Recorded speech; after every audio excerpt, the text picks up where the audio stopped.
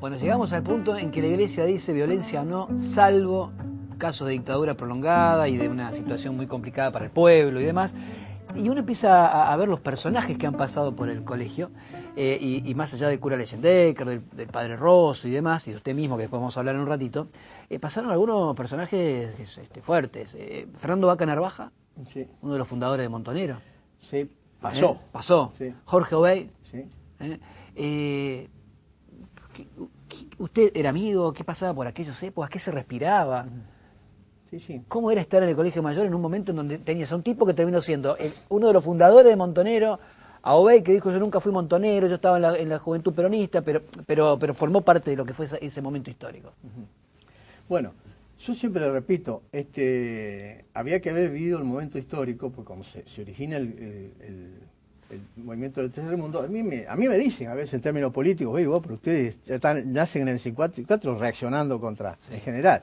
Y también en el mismo colegio, en el año 70 se hace el tercer congreso del movimiento del tercer mundo en el Colegio Mayor Universitario. Entonces no es contra eso. ¿Nacional o internacional de curas tercermundistas? No, el movimiento, los curas del tercer mundo de Argentina. Sí. Ahí se reúnen. El tercer congreso del cura en el año 70, porque después el movimiento del tercer mundo de sacerdotes más o menos el 73. Acá se hizo, en el Colegio Mayor Universitario.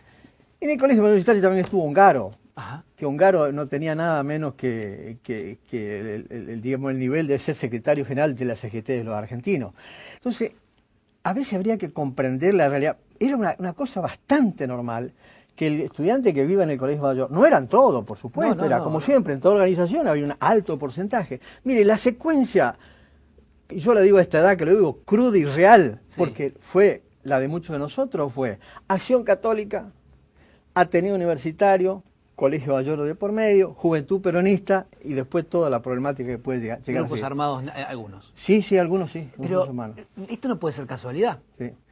No es Quiero decir, ¿en cuánto influyeron los curas que estaban a cargo del Colegio Mayor en la forma de pensar de gente como Obey, Ongaro, como gente como Vaca Narvaja? No es que yo quiero ser montonero, me voy al Colegio Mayor, era al revés. No. Influyeron en el sentido, ninguno de los dos estuvo justo a la violencia, jamás. Yo ninguno de los dos, ni Leyendecker ni Rosso. Al contrario, sí, nos trataron de contener permanentemente. Pero ¿qué pasa? Pero ellos eran sacerdotes y nosotros, o el Colegio Mayor, eran jóvenes militantes que respondían a la casi le diría, a la obligación moral del momento. En los religiosos en ese momento se decía, nadie es mejor que el que da la vida por sus hermanos. ¿Entiendes? O sea, y cuando usted lee en el Evangelio el que se salva, el que da la vida, interprételo como quiera, pero el que se salva, el que da la vida. Entonces el límite, la cercanía con el tema de la violencia y todo eso se hacía medio difuso. Ahora, yo no le digo que todo eso estuvo bien, ni que todo eso es cierto, esa era la realidad. O sea, pero no tenían culpa los curas. Los curas lo que eran fieles a la Popularum por eso, era Medellín, y a un compromiso social con los necesitados. Ahora, cuando llegaba el momento del ejercicio concretamente de la violencia, era otro problema. Ahora, si no ve la crisis del padre Mujica. Claro. El padre Mujica es el sacerdote por excelencia que debe haber sufrido más que Jesucristo, cuando en la acción cotidiana para llevar a cabo sus proyectos tenía que arrimarse la violencia. Entonces, eso no lo hizo nunca. ¿Alguna vez los curas aquí, o ustedes mismos, se preguntaron, hicimos bien, hicimos mal, se nos fue de las manos, o nunca hubo una discusión? Porque bueno, todo esto terminó mal. Sí, no, yo le diría que, si soy sincero, nunca se hizo una autocrítica real de lo que se hizo. Lo que yo como participante, porque yo entré en el año 65, lo que no tengo cargo de conciencia es de que siempre he sido fiel a las obligaciones, digamos, que me planteaba la situación religiosa del momento. Yo hablo del sector que se origina en lo religioso todo el problema. Nadie dijo, che, ¿qué habremos hecho como para que tantos pibes que se terminaron volcando a la violencia y a quienes no les fue bien, porque no les fue bien, hayan salido de nuestra escuela? Nunca se planteó esa, no digo autocrítica, digo yo le digo más, pero yo le digo, ¿sabe? Alguno me interpretará como irresponsable. Yo creo que en el sector militante era el camino natural. No era un camino forzado, ni porque el cura y yo venía a hacer esto, no, era el camino natural.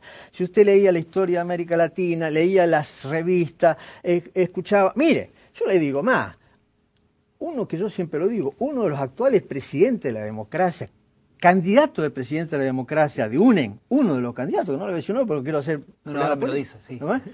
Que es director de cine. Sí. Toda la juventud de esa época venezolano, sí. Ha visto La Hora de los Hornos. Sí, es la misma. Entonces, si usted ve La Hora de los Hornos, y dígame con qué conciencia sale de ver después de los hornos. Y si una parte o una sección de la Hora de los Hornos termina con un fuego de metralla, usted dígame con jóvenes de 18 o 20 años cómo sale de esas cosas. ¿Me entiende? Sí. Y después las películas de Argelia. O sea, el joven veía películas de Argelia, no veía ni a Tinelli, ¿me entiende? Ese tipo de cosas. Estoy pensando en los que nos están viendo de 30 para abajo y dice, eso pasó, eso pasaba, así se pensaba. ¿Usted estaba en una lista, José Luis Ambrosino, de quienes debían morir el día anterior al golpe de Estado, la noche previa al 24 de marzo del 76? Y por lo que me pasó a las 2 de la mañana, yo diría que sí. Dijeron, a este hay que matarlo antes del 24. No sé si habría que... No sé cuál era la idea, pero... ¿Qué pasó? Y bueno, el 24 de marzo me buscaron. Antes de que amaneciera. Sí, a las 2 de la mañana, sí. Yo estaba estudiando, yo siempre fui un hombre público, independientemente de los riesgos. Yo estaba estudiando para rendir un examen de vectores y tensores que me estaba dando el doctor Casano. Sí. Era a las 2 de la mañana. A las 2 de la mañana. A las 2 de la mañana. Sí. Y bueno, cuando se produce el golpe, por el íntimo y permanente y eterno amigo Rosso, me entero que me habían ido a buscar. ¿Lo fueron a buscar? ¿Puede ser que tenían el nombre equivocado? Sí. Que lo buscaban como José Luis Ambrosiaco. Sí, yo siempre lo reservé, pero como ha tomado estado pública, sí, me buscaban en San Jerónimo 3328. Sí. Si hubiera dicho Ambrosino, se lo llevaban. Yo no estaba ahí. No estaba. No estaba ahí. ¿Y quién fue el que dijo, no, acá no hay ningún Ambrosiaco, váyanse?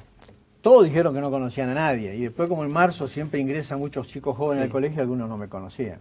Pero porque yo ya no vivía en el colegio, claro. Yo ya estaba casado. Pero se tuvo que exiliar, ¿no? O irse de Santa Fe. Me fui, estuve en Argentina. Pero en otro, sí, en el norte. En otro lugar. No era Santa Fe. No. Incluso después seguí trabajando como ingeniero en otro lugar lejano de Santa Fe, con auxilio de gente que me conocía, que no dudaba de mi interés, y seguí trabajando, pues tenía esposa y familia que mantener. ¿Como ingeniero? Como ingeniero, sí. ¿En Misiones puede ser? En Misiones. En un pueblo de Misiones. ¿En qué pueblo? ¿Puerto Rico? Puerto Rico, Puerto Rico. El cura fue el cura Rosso el que le dijo a los militares, no, acá no hay ningún Ambrosiaco. No conocía a nadie. No conocía a nadie. ¿Cómo fueron esos años, sabiendo que a las 2 de la mañana del 24 te fueron a buscar? Si yo le digo que uno lo tenía previsto, no le miento. Pero como en todas las cosas uno creía que nunca le podía llegar a pasar. Yo era siempre, todos los que me conocen, yo no miento, yo soy un tipo público, he sido decano de la Facultad de Ingeniería Química, o sea que no... y con otros decanos, mire lo que llegamos, yo digo sinceramente, ya todavía dentro de la democracia era decano, ¿no? Pero ya estaba las 3A y todo eso. Y algunos funcionarios que trabajaban en la universidad, por eso a veces uno no se entiende, ¿no? Yo tenía mujer, hijo, qué sé yo, y era funcionario, y corría riesgo. Y como éramos jóvenes y no éramos tan héroes, cuando nos sentábamos en el escritorio para ver el despacho diario, nos poníamos de espalda, cosa que si nos venían a matarnos los veamos. Esa es la cruda realidad. Entonces yo le digo esto, yo no lo quiero pasar como un aviso de heroísmo, pero a veces lo que yo digo es que es tan difícil llevar la película para atrás, que a veces muchas cosas las entiendo, y yo por eso estoy con los muchachos jóvenes, y los quiero, y lo aguanto, y hasta los perdono 70 veces, porque casi es imposible dar vuelta a la película para llegar a la situación que se vivía. Y después de haber vivido la juventud, la adolescencia que vivió, la historia en el Colegio Mayor, y además, a su edad, ser ahora el rector del Colegio Mayor, parece una pregunta pavota, pero ¿qué diferencia hay entre los pibes de hoy, los que van a estudiar a la universidad hoy, y aquellos? Sin decir que son mejores o peores. No, yo creo que son... ¿Cómo son estos? ¿Cómo son los chicos de hoy? Son exactamente iguales que nosotros, y si estos chicos hubiesen estado con nosotros, hubiesen hecho lo que hicimos nosotros, y si nosotros... quiero dejar primero aclarado que son excelentísimas personas. Lo que pasa es que el contexto político, el contexto ha cambiado tanto, que con el advenimiento de la democracia, que se produce toda una especie de liberalidad. El movimiento de los sin techo toma impulso porque llega la democracia. Porque el padre Rosso, yo trabajaba con él también, empezó con algunas cosas, pero no se podía ir a un barrio en la época de la dictadura porque no sabe si volvía. No por las razones que están ahora viviendo de inseguridad, sino por otras razones estrictamente políticas. Cuando viene la democracia, me dice Atilio, bueno, realmente, qué bien se respira ahora, porque ahí se largó el movimiento de los sin techo, la calle, llegó a ser Santa Fe sin rancho, pero la democracia fue el camino. Entonces, ese fue un camino para que los que venían militando aterrorizados se liberen totalmente y den fuerza sin límite a su tarea. ¿Qué pasa con los jóvenes? Yo pienso que con los jóvenes, con el advenimiento de la democracia, viene, gracias a Dios, el advenimiento de la libertad. Y este es el problema permanente, es decir, ¿cuándo esa libertad sirve para evadirse de los problemas o cuándo esa libertad sirve para comprometerse con los problemas? Hoy no hay compromiso. No hay compromiso. Hay un compromiso relativo y es muy puntual. No es un compromiso casi, por ejemplo, en el colegio cuando yo estaba era un compromiso casi, no masivo, pero en general la mayoría estaba en eso. Claro, claro. Y el que representaba la voz del colegio era eso, ¿no es cierto? Pero en ese momento la libertad tenía otro comportamiento. Ahí no había... difícil que es analizar el pasado con la mirada del presente, ¿no? Ese error que todo el mundo comete. Es muy difícil. Mire, llega un momento que en el año nuestro, hasta usted a veces no tenía la libertad de estudiar, porque la militancia y el compromiso con lo social es tan grande que usted tenía que parar de estudiar y hacer lo que tenía que hacer en la militancia.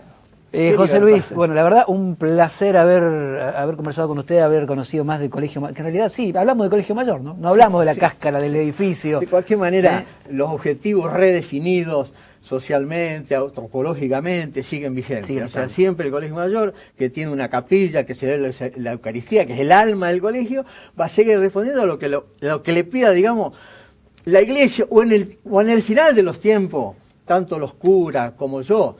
Esto se hace en nombre del resucitado. Y eso tengo que decirle sinceramente. Muchas gracias. Gracias a usted.